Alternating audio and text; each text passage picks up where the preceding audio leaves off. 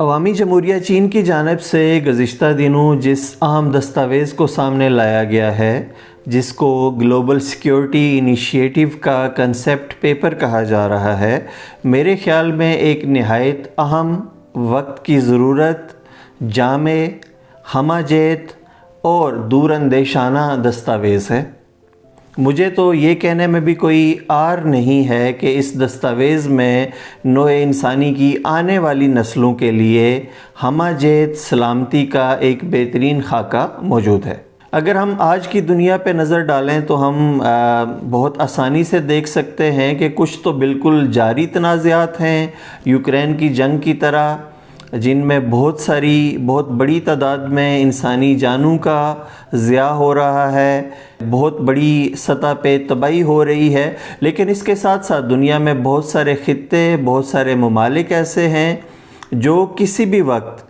جنگ سے دوچار ہو سکتے ہیں، خانہ جنگی سے دوچار ہو سکتے ہیں یا دہشت گردی کا نشانہ بن سکتے ہیں۔ ان روایتی خطرات کے ساتھ ساتھ دنیا میں غیر روایتی سلامتی کے خطرات بھی بہت تیزی سے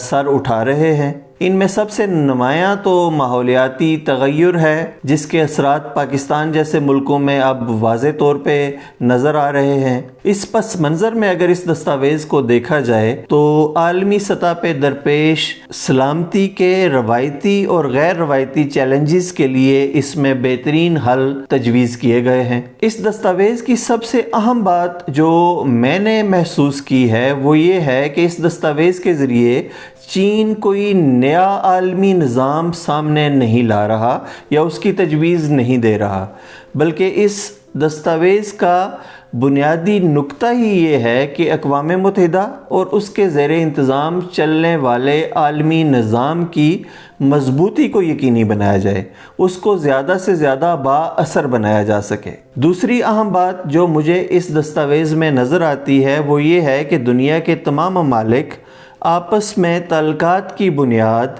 عدم مداخلت، باہمی احترام اور ایک دوسرے کی خود مختاری کے احترام پر رکھیں۔ اور تیسری اہم بات جو میں نے اس دستاویز میں نوٹ کی ہے وہ یہ ہے کہ اس میں ایک جانب تو عالمی سطح پہ گلوبل پیس کیپنگ آپریشنز کو مضبوط بنانے پہ زور دیا جا رہا ہے، اور دوسری جانب نہ صرف بڑے پیمانے پہ تباہی پھیلانے والے ہتھیاروں بلکہ چھوٹے ہتھیاروں کے پھیلاؤ کو روکنے کے لیے عملی اقدامات کرنے پہ بھی زور دیا جا رہا ہے۔ اچھا، اس دستاویز میں اہم تجاویز کون سی ہیں؟ سب سے پہلے تو یوکرین کی جنگ کو روکنے پہ زور دیا جا رہا ہے۔ یہ اس وقت پوری دنیا کی ضرورت ہے، اور خاص طور پہ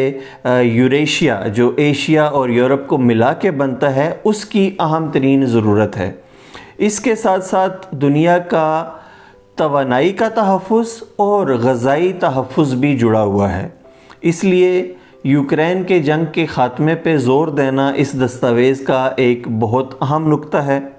اس کے علاوہ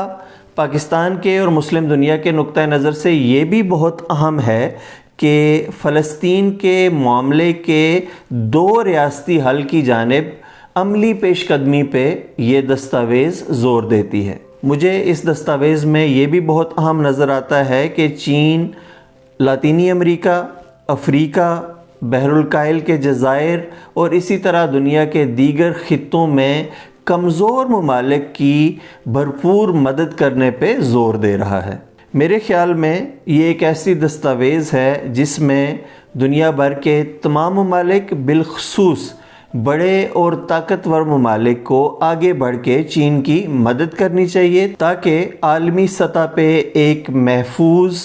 دنیا، ایک محفوظ مشترکہ گھر کا جو خواب ہے اس کو عملی جامہ پہنایا جا سکے۔